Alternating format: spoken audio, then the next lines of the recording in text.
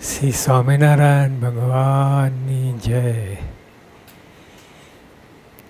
યોગી મહારાજ હંમેશા કહેતા કે શાસ્ત્રી મહારાજ, હે શાસ્ત્રી મહારાજ, આપની કસણીમાં રહેવાય, સદાય રહેવાય. અને પછી તરત જ સ્વામીએ કસણી, બીજી કસણી નથી, દેહની કસણીને આ બધી, પણ સ્વામીએ કહ્યું, યોગી અપાય તરત જ આ કહ્યું કે તમારા હરિભક્તોમાં દીવ ગમે તેવો હોય પણ દીવ ભાવ રહે એવા આશીર્વાદ આપજો.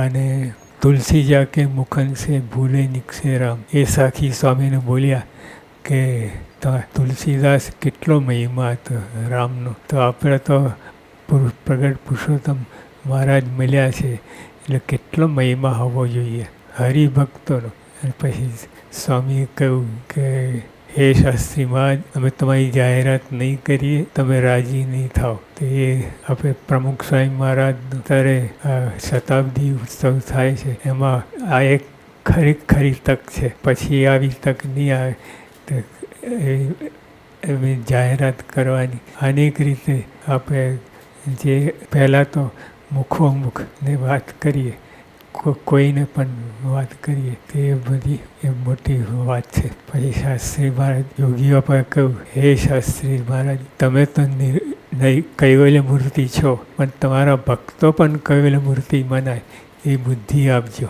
ગુરુ તુલ્ય.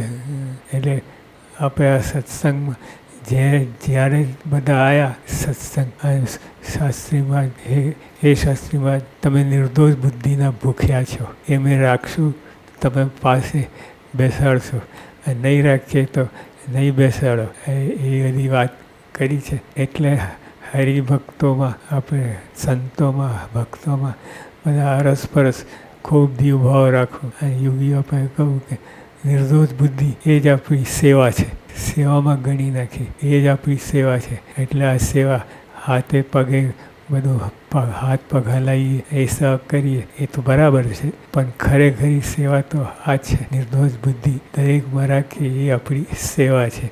એટલે શાસ્ત્રીમાં યોગીઓ પણ પ્રમુખ સ્વામીનો સ્પર્શ થયો એ મોક્ષના અધિકારી થઈ ગયા. ખરેખર સ્પર્શ થઈ ગયો એટલું જ, કેમ કે પછી એ બધું હેન્ડલ કરી લે છે, બધી પોતે જોગ આપે છે, એવા સંતનો જોગ આવે અને આપણે ઉગારી લે. અને જોગ આપી એકલાને નહીં, સમૂહમાં હજારો જણને જોગ આપે.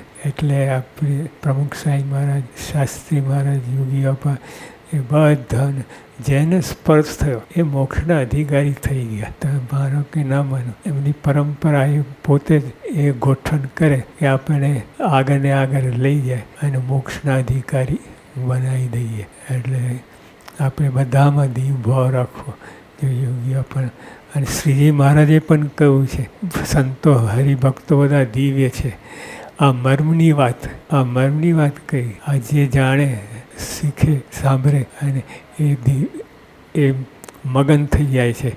આઠે પોર તેનો આનંદ માનતો નથી. હવે આપણે સદાય સુખિયા રહેવા હોય તો મહારાજે કહ્યું કે આ મર્મની વાત, આ બધા હરિભક્તો સંતો દિવ્ય છે, આ મર્મની વાત. એમાં જો આપણે તો અખંડ દીવ ભાવ રહે, જગ જીતી જાય છે અને બધી કંઈ બાકી રહે નહીં. એટલે આપણે આ પર્વે ગુરુ પૂનમ, યોગીઓ પર કહું કે ગુરુ પૂજન શું? ગુરુમાં દીવ ભાવ અને નિર્દોષ ભાવ, દીવ ભાવ રાખવો એ જ ગુરુ પૂજન છે. તો આપણે બધું ગોર આવીને ઊભું રહે, ગુરુ જ બધું સર્વસ્વ છે, ગુરુને દીવ ભાવ રાખવું એ વાત આવી. એટલે શાસ્ત્રીમાં યોગીઓમાં પ્રમુખ સ્વામી મહારાજમાં દીવ ભાવ અખંડ રહે એ જ પ્રાર્થના.